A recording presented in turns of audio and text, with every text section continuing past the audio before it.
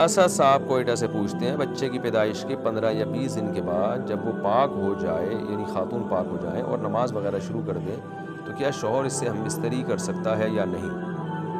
देखो, अगर पहला बच्चा पैदा हुआ है ना,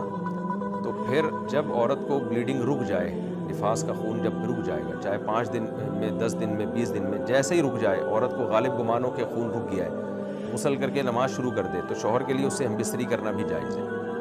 लेकिन अगर औरत के दूसरा बच्चा है, तो फिर ये वो देखेगी पहले बच्चे में कितने दिन तक ब्लीडिंग हुई थी। मिसाल के तौर पर पहले बच्चे में ब्लीडिंग हुई थी 30 दिन, अब 15 दिन में आके रुक गई है, तो चूंकि आदत इसकी 30 दिन की कहलाएगी, तो इसलिए नमाज तो ये शुरू कर देगी, लेकिन शौहर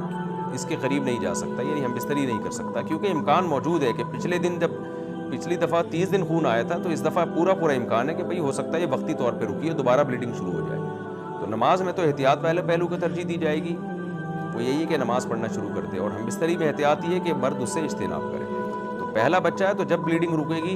नमाज भी शुरू करें, और शौहर से जो रिलेशन है वो भी जायज़ हो जाता है। लेकिन अगर दूसरा बच्चा है तो पहले बच्चे में जितने दिन ब्लीडिंग हुई थी उतने दिन तक